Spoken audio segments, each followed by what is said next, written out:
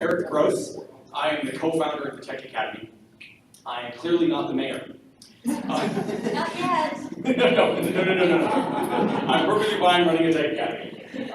The mayor will be here momentarily. As a typical Portlander, he is going to wrap up a meeting and literally bicycle over here from City Hall. And so he'll arrive as soon as he walks in the door. And I'm going to talk to you a bit before he arrives. Just so I understand the audience I'm addressing, how many people here are just Tech Academy students? Okay, good, excellent. And how many of you are not Tech Academy students? Excellent, it's about half and half or even more visitors, that's fantastic.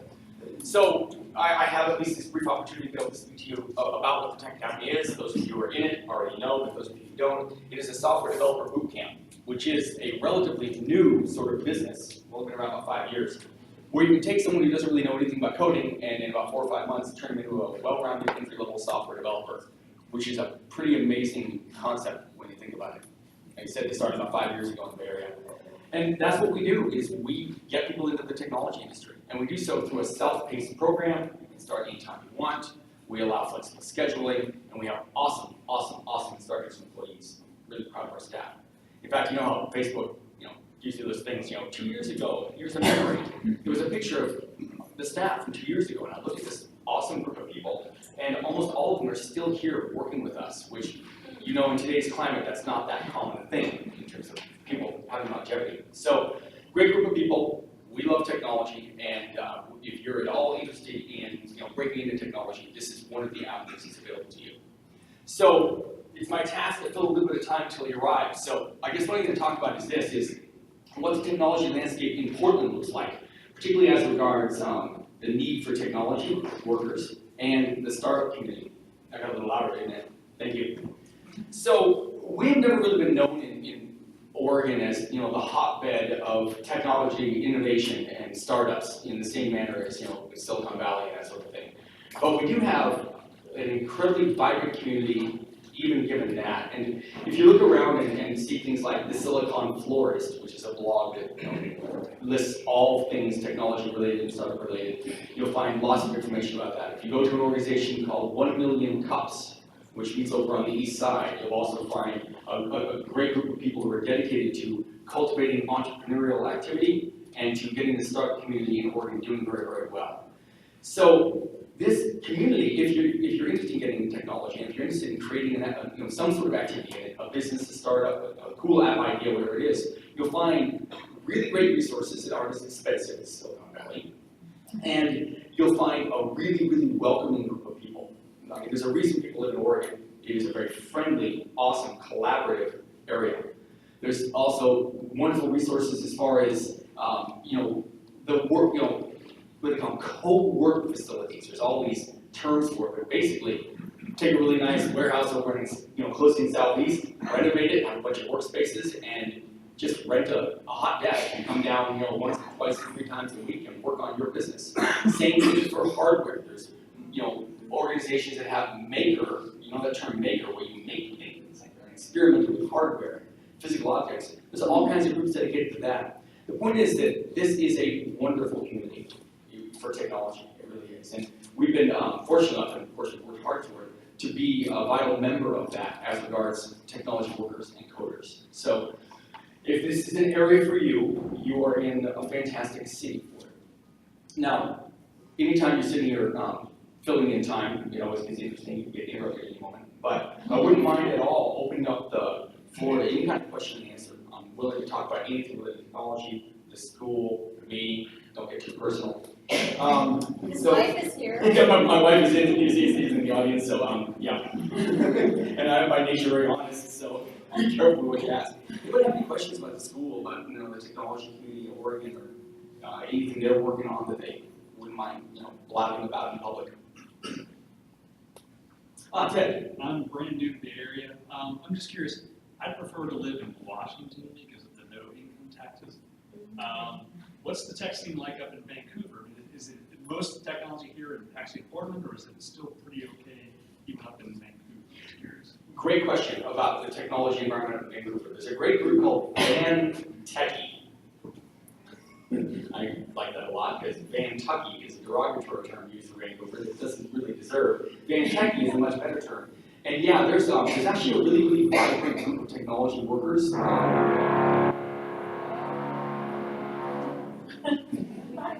that's my time, thank you. Is that a boat? Wow. Okay, good. So yeah, the tech scene in Vancouver is actually fantastic. I won't go there because I live in Oregon and that commute is horrendous, but it has great tax advantages. And they also have really good education over there. Like the education you get from the community college up there in technology is fantastic.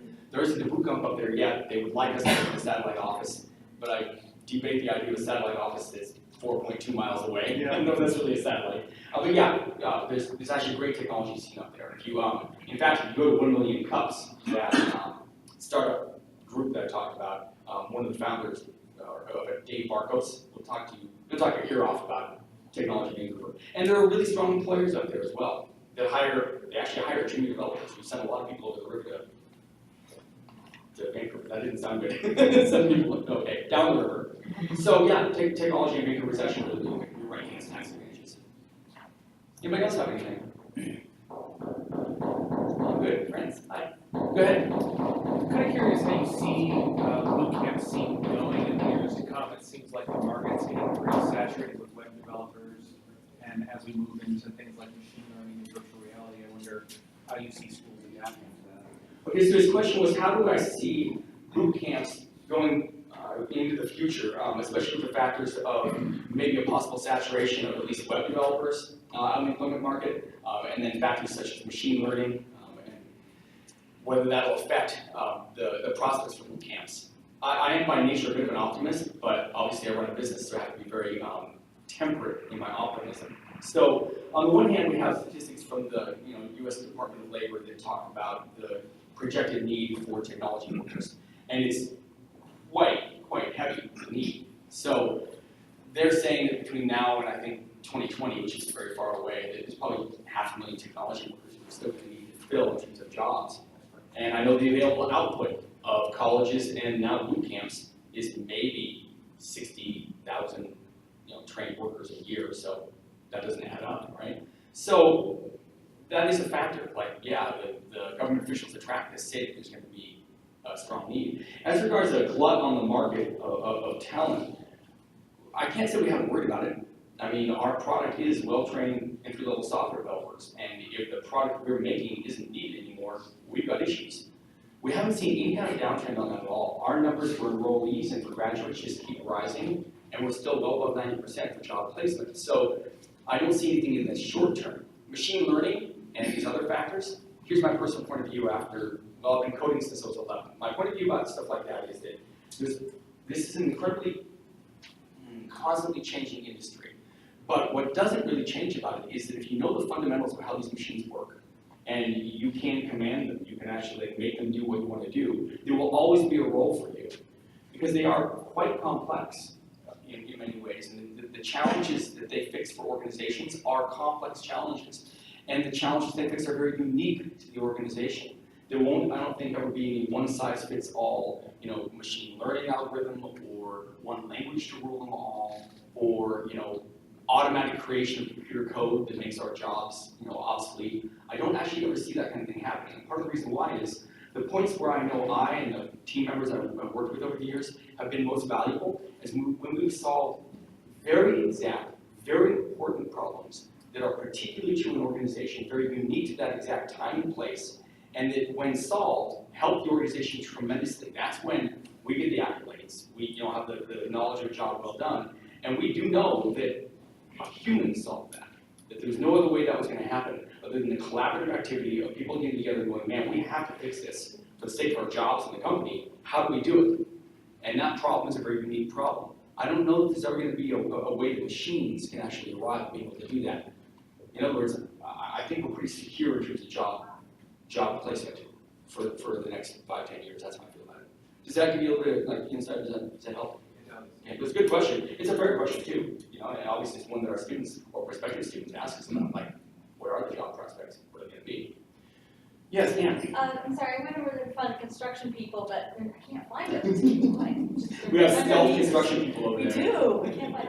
So I don't know if the question was asked before, but what I'm hearing is that people coming out of boot camps, junior developers in Portland are having a hard time finding jobs. Is that true? What can we do about that? This is, it's sort of hit on what he asked, in terms of the idea that junior developers are having a hard time finding jobs. I will say this, it's hard work to get a job. It's hard work, like you really, really have to work hard to get a job. I've always had the philosophy, my wife will attest to this, like each time I've had to get a new job, like I approach it as if it is my job. 8 hours a day, I'm making phone calls and sending resumes, and I've got an Excel grid to list every single job application I've done and what stage it's at, and I try to follow up on everyone. Like, it is a professional activity getting a job. So, it's hard work, but is it hard getting them? Like I said, most of our graduates get hired, so no. Because I just met one. And so how many junior developer jobs are in Portland? There's my question. That's a really hard thing to say. She's asked how many junior developer jobs are in Portland. Here's the unique thing about junior developer jobs. They're not advertised very often. They're very often word of mouth. And here's a typical example of what will happen. Like, and if there's people, I know there's people in the audience that are thinking about getting hired as junior developers, so hopefully this will help. This turned into a bit of an impromptu like job search advice, which is totally fine because that matters. So here's what happens often. Let's say you are a hiring manager at a technology company and you need a mid to senior level developer, or 2 or 3. Often you're going to call up a recruiting company that you worked with before and say, listen, here's the job requirements. And you're going to fax something over and you have a bit of a phone discussion and say, here's what we're looking for, kind of person, good company fit, all that kind of stuff. And then a lot of the times at the end of that conversation, the hiring manager will go, oh, by the way, we're also looking maybe for like an intern or an entry-level kind of person. We haven't really got a full job description written up for that. We're not going to put a bunch of time into it. But if you have someone that you come across that might be a good fit for us, let us know. That happens a lot. It really is a word of mouth thing. And what that means is, I talked about hard work to get a job. It means when in doubt, communicate. Send your resume out a lot. Call recruiters a lot. Be the one. It doesn't matter like this squeaky wheel gets the grease. It's just simply, if you make yourself very, very well known, that you're polite, that you're well-mannered, that you communicate well, that you're always present in that job search process, you'll be the one they think of when they get that random call. They're like, wow, yesterday Eric called me, I didn't have anything for him. Today I get a call from this hiring manager, she wants someone that fits his exact description, and then they'll call you up because you'll be top of mind. I heard that recruiters don't like to work with junior developers in Portland. Is that true? And which recruiters should we work with? This is good as well. She said, I heard that recruiters don't like to work with junior developers in Portland. Some of them don't. I'll be completely honest. Some of my favorite recruiters, like, because I'm a senior software developer, and there's a certain group of recruiters that I worked with when I was having to get jobs. And most of them are small boutique firms that have these really cool niche jobs that pay really, really well, and they're not really set up infrastructure-wise to deal with this very unique thing called an entry-level developer. On the other hand, there's firms, and usually they're a bit larger, they've got more resources, places like Vanderhouten, right? Vanderhouten Associates, they're down in Manhattan. That they are well equipped. And what that means is they understand what they're actually dealing with, in terms of marketing a developer, but they also identify companies that are willing to work with people that may be at the beginning of their career. Companies that, even if they don't have an established mentorship program, for example, are at least willing to put one together and find a way to onboard people whose chief asset is their enthusiasm and their willingness to be taught, not a strong body of work and a huge skill set. So they are out there, but generally you'll find recruiters that are from larger firms, right? And this has been my advice for a long time to people who are like trying to figure out, who do I work with to help me get a job? Because it is a team activity in many ways. Find a recruiter that cares about you as a person. Not that you're just, get another resume for them to kind of throw out and see which one sticks. That they're interested in you and what your long-term goals are and how you work, what makes you tick. They ask questions that are related to things outside of work. If they know you and care about you, they'll be your best advocate. And that's been one of my successful actions for years is the guys and girls that I work with, recruiters. They know me, and for some reason they still stay my friends, and they help me, and I love that relationship. That's the advice I'd give Anne. Does that make sense? Yeah. Good, excellent.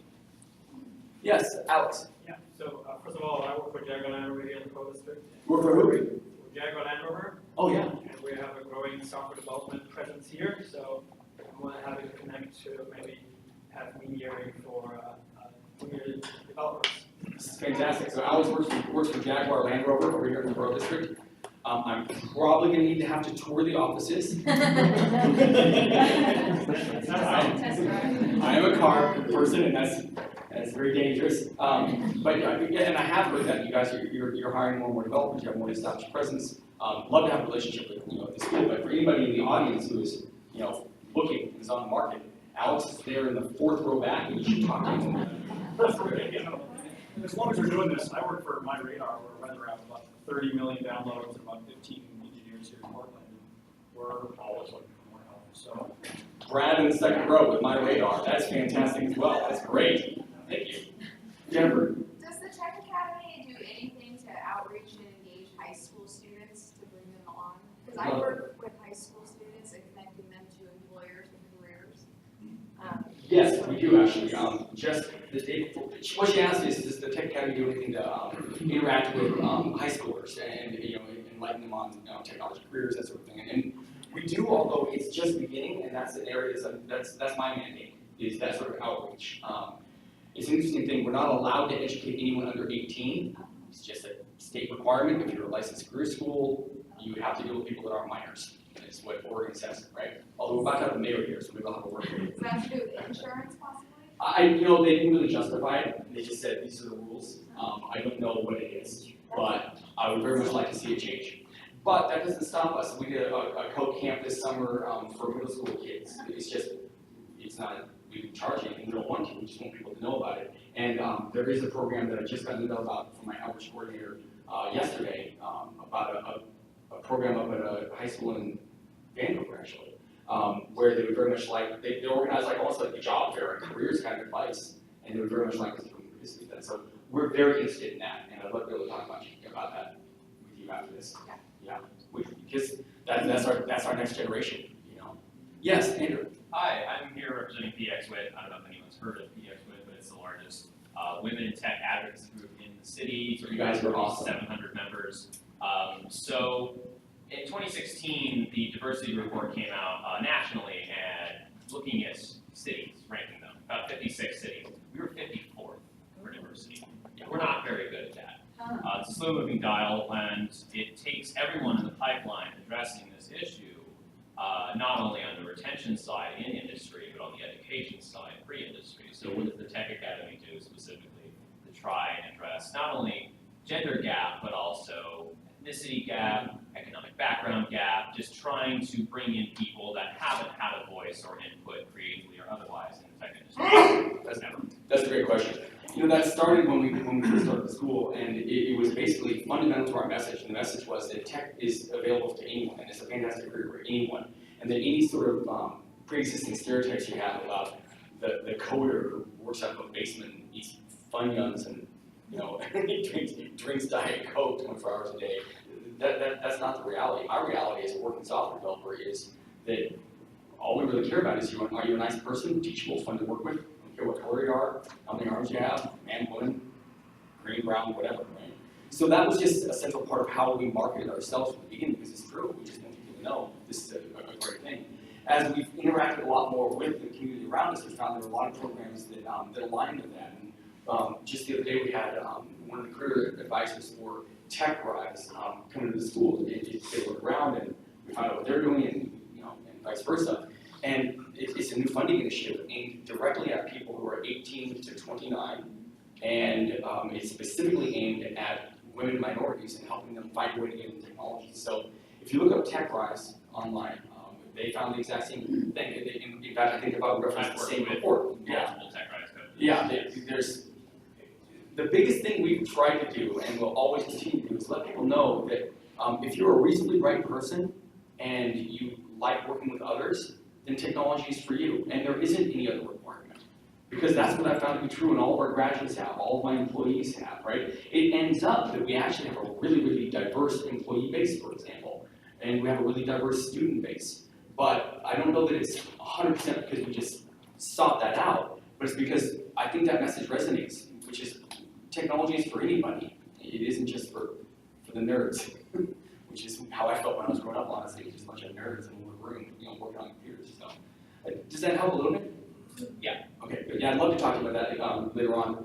Yeah, tremendous respect for the organization. They're great people. Yes, Alex. So as a teaching facility, what is your opinion on Udacity and maybe the non-degree program? Yes, as a teaching facility, what's our opinion on Udacity and other like online learning platforms, that kind of thing? They are a phenomenal tool for a certain exact type of person.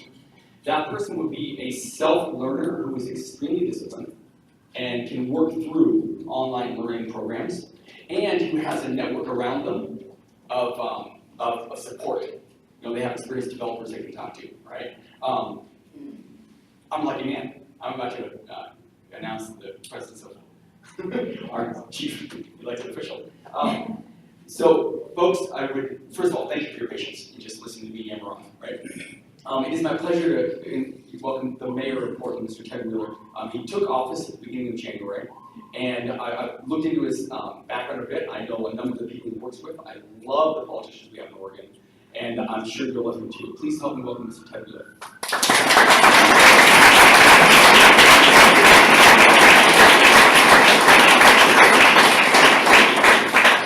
So I owe Eric an apology. In a this can only happen to me moment, we lost the keys to our car. And so Mr. Michael Cox, who's hiding way in the back here, had to actually go and find his car because I rode my bike today, and I thought we looked pretty stupid trying to share my bike with a car distance saddle on it. So I apologize. I'm sure Eric was running through his whole comedic act, and I'm sure it was excellent. Well, thank you for having me here today. I am so new that I don't even know how long I'm supposed to speak, so I'll assume it's not for long, and then we'll leave the rest for Q&A. But I just want to first thank you for having me here today. I'm excited to be here today, and I'm excited for you because of the kind of education and training and ideas that are representing by you in this room. I've got a couple of things on my mind in no particular order, so I'm just going to kind of discuss what comes to mind. I tend to be a little freewheeling in my speeches, and I apologize for that, but maybe I'll land it. And if I don't, what the heck, it's Friday. I want to talk about, first and foremost, a press conference I just came from a couple of hours ago. And some of you probably know the name Tyrone Poole. He is a local entrepreneur. He founded a company called No App Fee, and their flagship product is an app called noappfee.com. Not surprising to anybody here in this room. But what it represents is a breakthrough. I believe in the industry it's referred to as disruptive. But it's disruptive not just for economic reasons, it's disruptive for important social reasons. So I want to talk a little bit about what it is that Tyrone is doing and why I'm talking about it. Today we announced that the city of Portland is going to partner with this company, No App Fee. It started, I think, about 5 years ago. I may be getting the story a little wrong, seeing some head nods, yeah. So we'll say five years-ish ago. And Tyrone Poole at that time had a series of problems. He had lost his job, he was living in a car, he was struggling with some other issues, and he wanted to get his life back on track. Obviously, he was a very resourceful and smart person, and he had a vision. As he tried to get housing, rental housing in particular, he found it very complicated, both in terms of what he was actually qualified for in terms of housing and what he could afford. And given his income level at the time, which I think he would have reported as zero, he found it very difficult to free up the resources even for the application fees that were required. He came to the city, the then Portland Development Commission, now called Prosper Portland, and put his idea into the pool during a contest along with many other ideas. And people were so compelled by the vision that they couldn't resist it. His vision was this: what if you could create a platform where landlords who wanted to rent a unit could combine with tenants who needed a unit, and it would automatically sort all of those units based on everything you need, including what you were technically qualified for. And there's different programs that enable people to qualify for different types of resources, and an affordability screen. And what if you did all of these things and they were free? What would the implications be? And he had a team that was working with him on it, people like you, who understood how to take this vision and how to create an app that would make sense. And what we announced today was that we are providing for free to our community access to today what amounts to about 4,000 different rental opportunities. He said if one individual was to apply for all of those opportunities, it would cost you literally thousands and thousands of dollars. I don't remember the exact number, Michael, maybe you do, but I think it was 20,000, you're probably not too far off. And it would take you about 12 years to fill out the applications. Now you can do it for free and you can do it instantly. Wow is right. And that came from a guy who, by any objective standards, was really at a difficult, probably the most difficult point of his life. He was struggling by every sense of the word. And I didn't feel the need to mention that he is African American, but I think it's important to mention that he was African American, because those of you here who are of color understand that capital for entrepreneurial ideas comes even harder for women and people of color. And so that vision, he never lost sight of it. His message today was this: I struggled every step of the way for 5 years. And now I'm standing on a stage with the mayor of Portland, Oregon, and we're rolling this out to the community. Vision realized. It took persistence, it took sacrifice, it took a lot of people saying, Tyrone, you're crazy, right? You're crazy. He listened to himself. He listened to that inner voice that said, you know what, no, you've got a great idea, you've got a great vision. Carry it, and he did. So that's the first sort of just random story I want to share with you. Hopefully it's an inspiration. A second story. I think all of you know that Amazon is on the prowl for a new headquarters, and they're dangling this all over the country to every mayor who will listen. A $5 billion investment, 50,000 jobs. Now, only in Portland, Oregon, do we go, well, that sounds great, but. That sounds great, but. And, you know, obviously 50,000 people, a lot of them with advanced degrees, moved to Portland, Oregon. You think housing is scarce and expensive now, you just wait. And there's a lot of infrastructure questions that would be raised by that. And so people have been asking me, well, are we going for it? The answer is yes, we are. But with brackets, and I want to talk about that. So I want to give you the good news first. So Amazon put this nice little list together for us of what they're looking for. They're looking for a metro area of more than 1 million residents, check.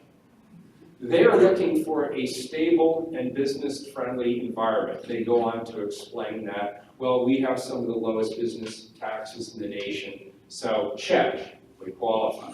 An urban or suburban area with, quote, the potential to attract and retain strong technical talent. Well, Portland is measurably one of the nation's top draws for young and highly educated workers.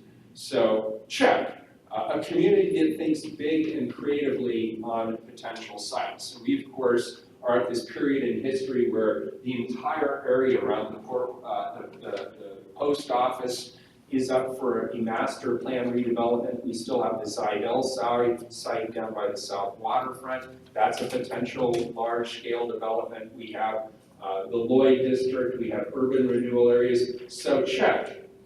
The New York Times, and you really got to look this up, did a handy graphic this week They said, you know, we don't really need cities competing against each other and sending in complex proposals. We're gonna pick the city for Amazon and we're gonna do it in this easy 4-step slideshow.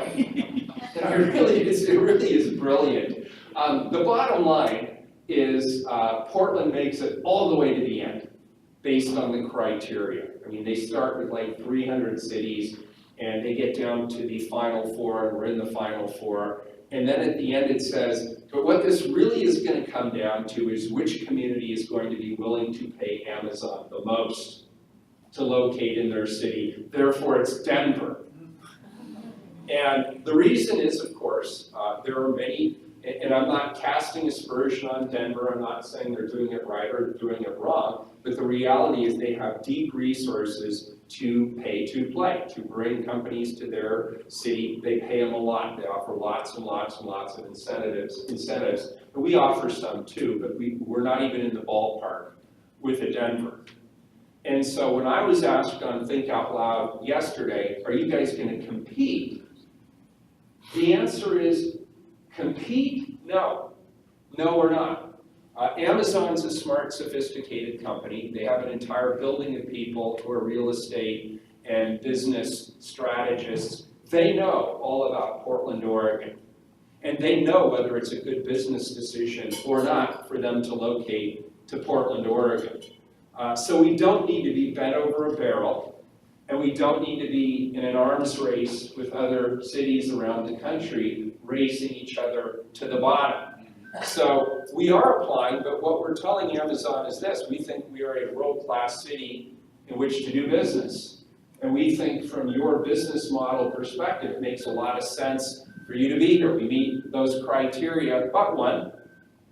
And really you have to decide, do you want to be part of our great culture here? And we're going to talk about our expectations around infrastructure. We're going to talk about our expectations about being a good corporate citizen. We're going to talk about our expectations that they will hire people and commit to MWESB goals. We're going to talk about their commitment to work with educational institutions like this and other institutions in our public school system in our community. Because if you're going to locate 50,000 people in a city, you're part of the community. We're married. It's not what can we do for Amazon. It's, is this a good partnership? This is an interview, and I know any of you who have interviewed or will interview, you know you don't go into an interview with the attitude, I have to prove to these people that I'm the right person for them. Don't do that. The best interviewees I have are the ones who come in and they sit down and they say, Mayor Wheeler, or Treasurer Wheeler, or Wheeler, whatever they want to call me, why should I come to work for you? Where's your organization going? Where are you leading it? And here's my skill set. How can I help get us there? What's in? Make sure it's a partnership, and that's how I feel about corporate recruiting as well. And we've been really successful. The third random thing, and I'll stop with this, but it's an important one. How many here, if anybody, attended Sam Blackman's life celebration this last weekend? You missed something great. You really did. Sam was he was the founder of Elemental Technologies right down the street that way, I think. Thank you, it's that way. Yes, there's the hills, I'm totally turned around. Thank you. Catherine, thank you for helping me there. As a former Boy Scout, I should do better than that. I'm all turned around and here I am in politics. Sam had a vision too. And it's sort of a funny story. He came to the usual people who offer financial incentives for companies that want to start up about 10 years ago. And he had this brilliant idea, he and a couple of guys who worked with him at Pixelworks, and they spun off and they were in their, I guess, late 20s. And they said, hey, we want to go into hardware like chip manufacturing. And all the people offering financial resources kind of went, okay, no thank you. And they went away for a while, and then they came back, and they said, oh, actually, we totally rethought our business plan. We want to do live video streaming online instead. And here they are years later, one of the world's leading companies on providing live streaming, and of course, their clients are the who's who of anybody in media, whether it's news media or other media, and they're one of the biggest names in the world in that space. They sold recently to Amazon. These dots are all connecting. But Sam said, I want my headquarters to stay in Portland, Oregon, and my employees want to stay in Portland, Oregon, because this is the right environment for us to be able to be creative and innovate and get the business done that Amazon wants done. And yes, we can learn a lot from Amazon as well. There's a two-way street here that was important to him. Sam died of a heart attack, and he was only 41. And I guess I want to share something non-techy with you that really just sort of inspired me, and I want to share it because it's just a cool thing to share with friends, I guess. Both his wife, who is also early 40s, I think she is 40, and his mother spoke at the memorial service, and they both said, remember this, Sam died of a heart attack. That's public information. He was a great guy, and I can confirm that. He helped me with the Oregon Investment Act back in the day when I was the state treasurer. He helped us get technology companies on board with that act, and he was selfless in providing time and energy behind it.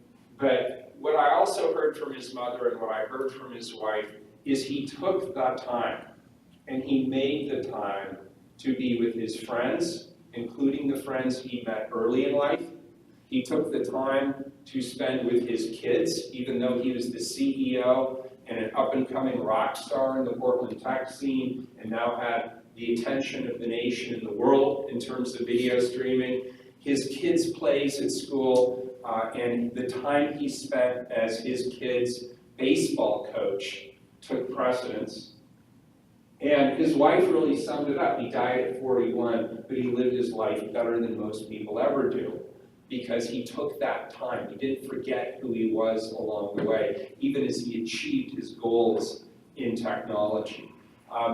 That's just a story that personally I can relate to as a dad, as a husband, as somebody who often finds myself trapped in Portland City Hall. But I think it's a good message regardless of the context, and it was uplifting to me and in many ways liberating, and I thought I'd share it with you, just because it may or may not be relevant. I'll stop there.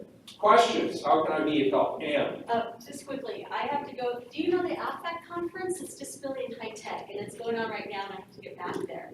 But I asked for data, and I want to know how the City Hall can do this to get us data quickly as citizens. Since, I'll tell you since you're here to Nicole. Since June 2016, we've asked for data on the Bureau of Environmental Services street project. We haven't gotten it yet, so maybe we can programs in the future to get the citizens the data we need quickly so we understand the decisions we're making. I gotta run, I'm sorry, but Okay. Thanks, Ann. Can you answer the question? I'll be gone. Okay, I'll give this looks like transportation stuff, so I'll make sure Commissioner Saltzman gets it. I have to check in with him on Monday. Is this BES? Okay, good. I'll pass it along. We're making progress already. Yes, sir. Jacob. Did Amazon just open a huge warehouse here too? They did in Gresham, correct? Michael Cox, where is it? Beaverton. So I know that they had made a play here, and I don't know whether it's Gresham or Beaverton, 1,000 jobs. Wow. Not bad. So there's another reason. Keep them coming. Yes. Yes, sir. And then I'll get to you. So, Andrew.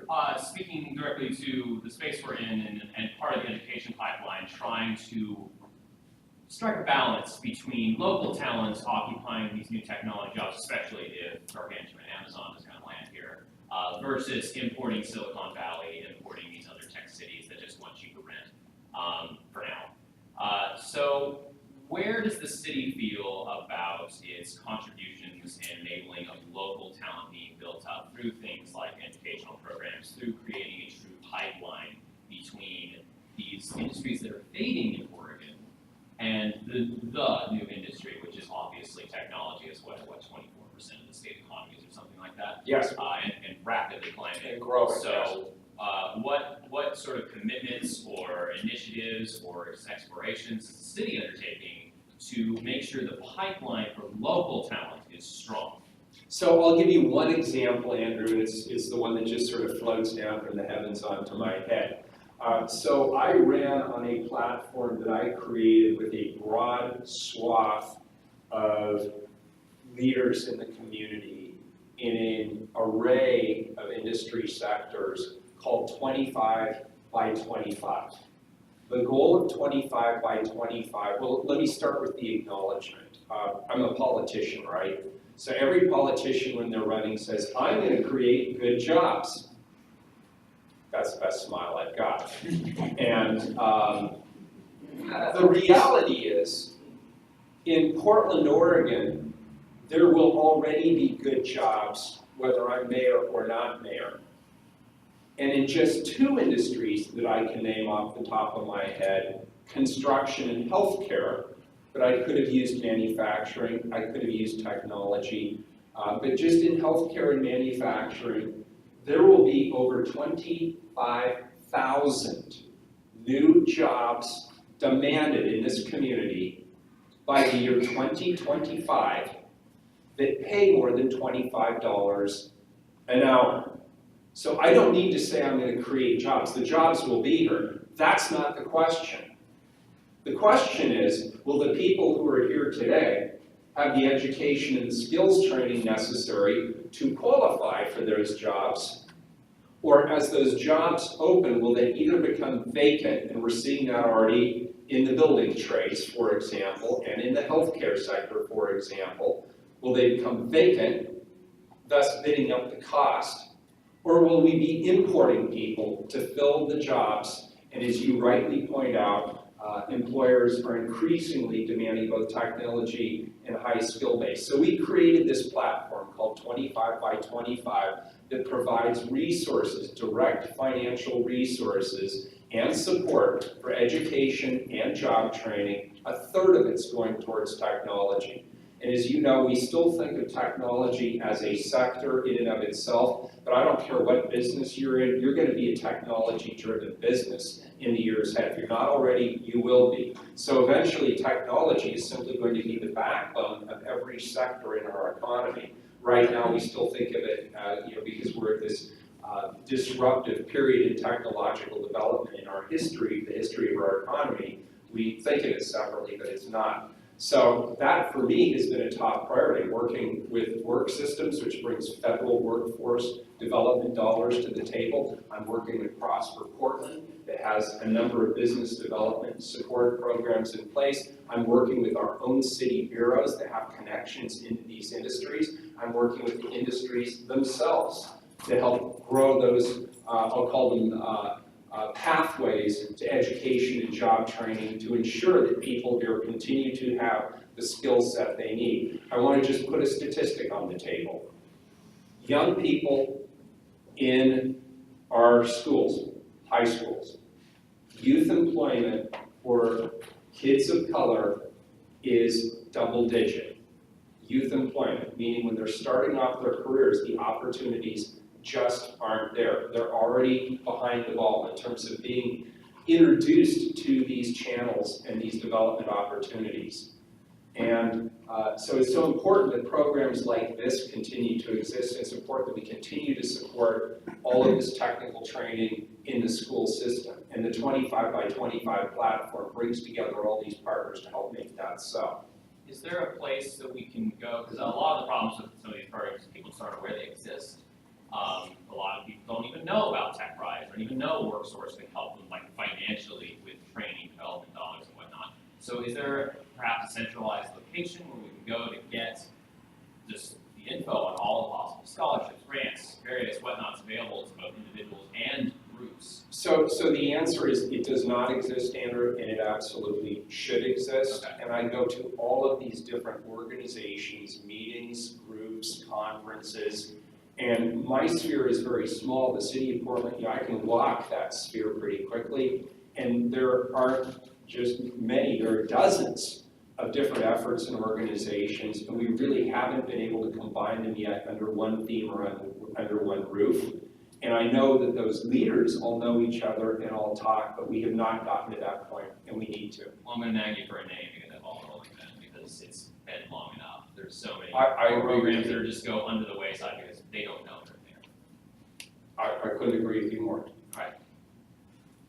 Yes, I'm sorry, she had her hand up, then I'll get to you, Jennifer. Yes, I'm sorry, that's. So thank you very much, Andrew, because I'm going to jump off on Please. that. Because a lot of things that you're bringing up are very vital to not just the people who are here, but there's some things that we've had as a resource that basically were thrown under the bus, disbanded, which actually could help us in the situation we are now. A good example of this is the Harriet Tubman School that was for girls. And this school was one of the most diverse schools in Portland. It also was for girls only. And when you look in the world, like a girl education of, I just heard some statistics recently of the number of CEOs, every single woman Secretary of State from an all-girl school. And this was supported by Intel and the other high-tech companies, and it was closed. And this was 5 years ago, so you kind of think of like, when we talk about getting especially girls more involved in tech, that we basically have resources that we got rid of. There's other things too, like the Washington School that's now what they call the Revolution Hall, and that land is supposed to be the Southeast Community Center. However, the Southeast Community Center has been thrown under the bus over and over again. This could be a center where if I'm an economist, and if we basically lean too much on private industry to create, the demands, and I do appreciate a lot of the nonprofit groups, like Andrew was in, at the Tech Academy and the other startup schools. But the thing is we need a real commitment in this city for things like diversity and women and everybody, young people, to have a training in tech. So it's like I propose to you, not only do we need a clearinghouse, we should start things like the Harriet Tubman School again for girls in technology, which will attract private money. But also look again at the Southeast Community Center. If that building has been gone, take the land, put in the money that we can start building stuff, which is educational stuff, inside the city for girls, for boys, for young people, for older people, and for diversity.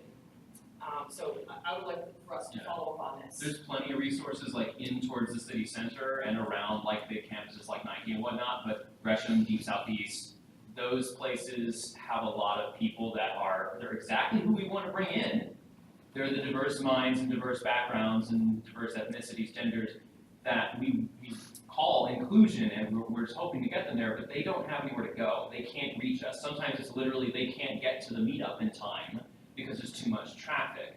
We need presence in those areas rather than demanding they come to us, because there's a geographical barrier. I couldn't agree with you more. I absolutely agree, and I'll even personalize this. I never should personalize it, but it's near and dear to my heart. I have a 10-year-old daughter, and since she was 5, she has a very high aptitude for things like math and technology, and she's fascinated by Legos. By the time she was 3, she built the Death Star.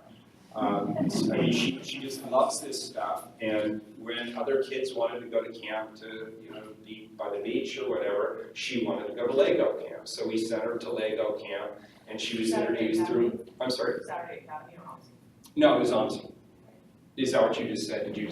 Yes, she went through OMSI, and they had. And these are, these programs cost serious money. They absolutely do. I don't disagree. So I'm backing your point in that, but for that, she wouldn't get the inspiration anywhere else. The Lego camp actually connected them to computer technology. That was her first experience with computers. And so we are looking to try and find where is the good landing pad for her when she reaches high school age. And the options are relatively limited, even in a city as innovative and creative as Portland. And I know St. Mary's has a wonderful program for girls in technology and other areas, but as you say, it's not part of the theme yet of this community, and it's certainly not part of the theme of the educational system. So we do need to work with our partners in education and our partners in the private sector, and we in the public sector also need to step up. Now, we can't really use park resources. The Southeast Community Center has always been pegged on the parks bond. That It was owned under a lot of, you know, you can talk to Mary Ann Schwab, one of our best I resources. love Mary Ann. Yes, and Sure, so, yeah. and so there's many different people, but Yes. the thing is, that was promised as a community center and it's just been kicked down the wayside. The Yes. other one was, you know, in addressing, we had a girl tech school.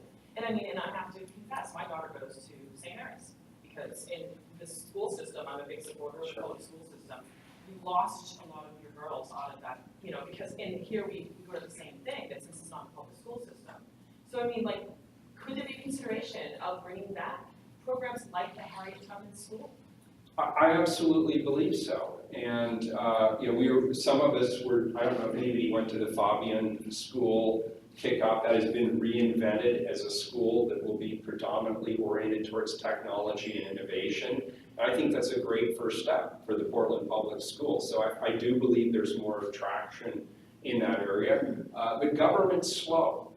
And I'm not saying that as a point of pride, I'm just saying having been in government for 12 years, even as somebody who really pushes the boundaries, especially on technology, it is inherently a checks and balances system. It's sloppy and slow by design.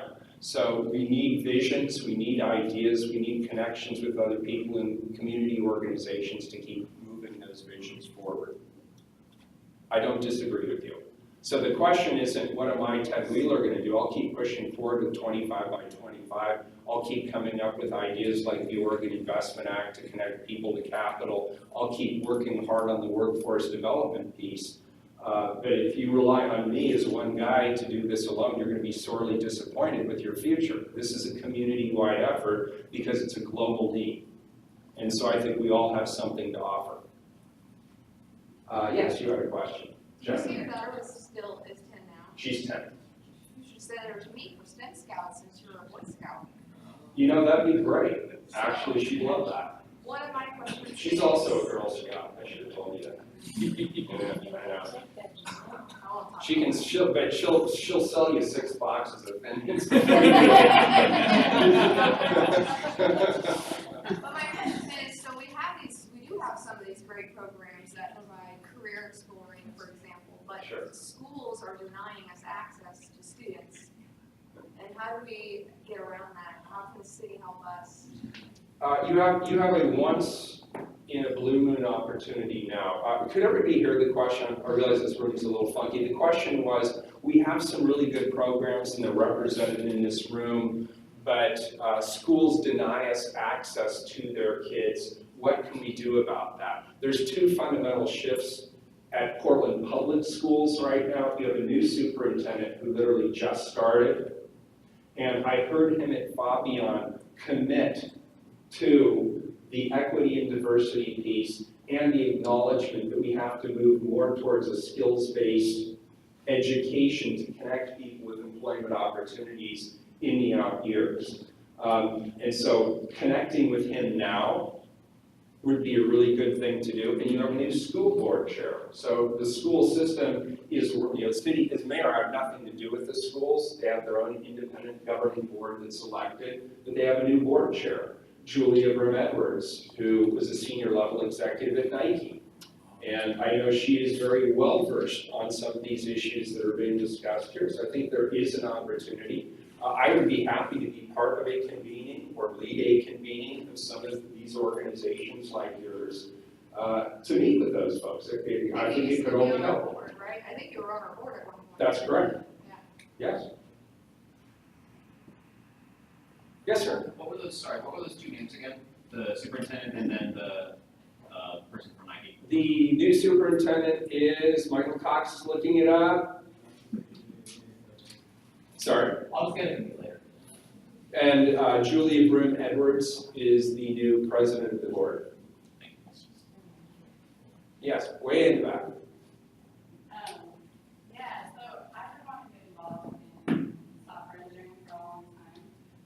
And I just really want to say thank you because you guys sponsored a program that's paying for my entire education.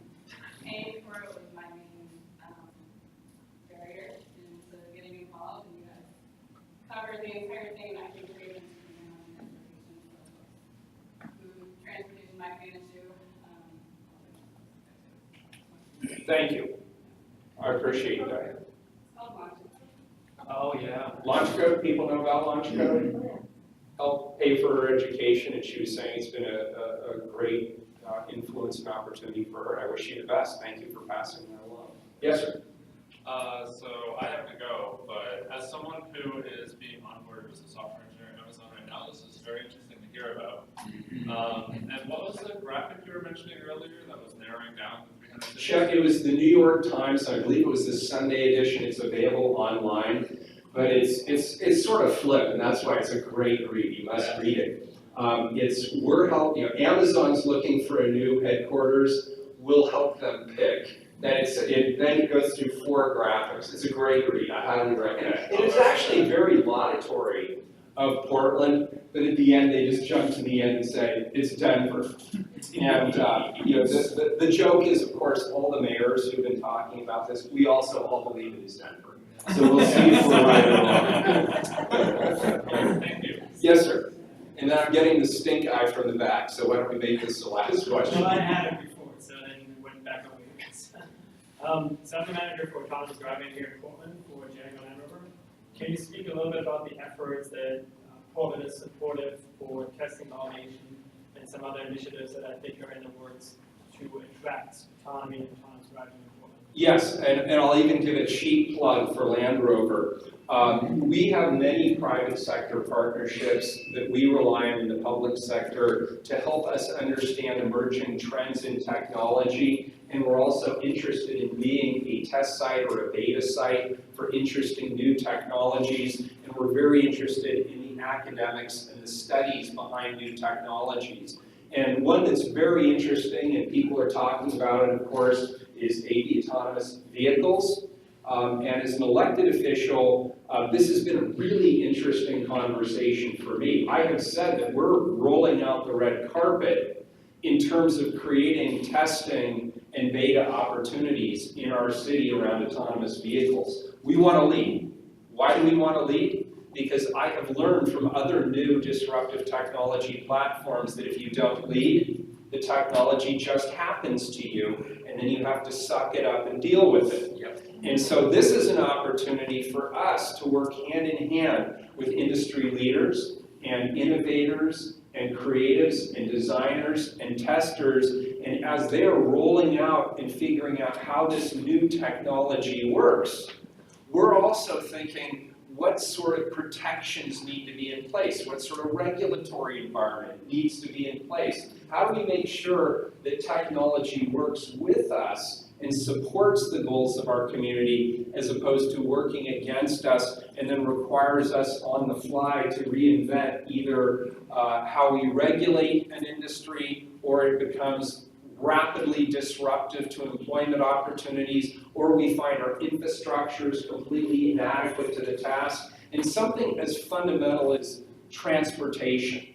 And I think most people accept that AV is a reality, that it is coming, and it will be highly disruptive to communities in terms of how they order themselves, how we get along. It'll impact mobility, and it will certainly have a dramatic impact on infrastructure.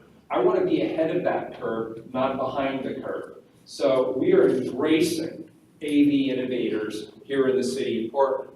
Now, from a political perspective, I get all kinds of crap from people about that, because they're like, well, here comes another technology, my dad's a truck driver, it's the best job he's ever going to get, and you're eliminating his job. Well, that's one frame. The other frame is, if you looked at how autonomous or linked vehicles might work in the future, there might actually be increased opportunities, and also a lot of higher skill, higher wage opportunities around designing and maintaining these kinds of fleets and the resulting infrastructure. So, I always tell people it's a little premature to rewrite 1984, but why don't we get into the room with George Orwell and help him write it, rather than reading the story and the narrative after the fact, after it's already happened to us. And by the way, just sort of a leveling influence, driverless vehicles are not the same thing as autonomous vehicles when we're talking about technology testing and beta testing. We're probably a ways off from you walking out the front door, lots of cars driving around without people, but there's obviously a lot of issues we as a community have to address, and you've read about all of them. Where do they park? Where do they go? Can people just let them circle around the block while they're inside shopping? What about sharing? What does this mean for public transportation? What does it mean for taxes to support our infrastructure? What does it mean for the regulatory environment? The car is going down a road. It can hit the old man who's walking across the street or the little kid on the bicycle. What does it choose to do? And how does it choose to do it? I mean, there's so many big questions that have yet to be answered. But we're open for business for the AV industry, and we look forward to continuing to work with the innovators, and we're very appreciative of what Land Rover has been doing here in our community. They've been a great partner to us. And if you could pass that on, we appreciate it. Thank you. I appreciate it. Thanks, everyone.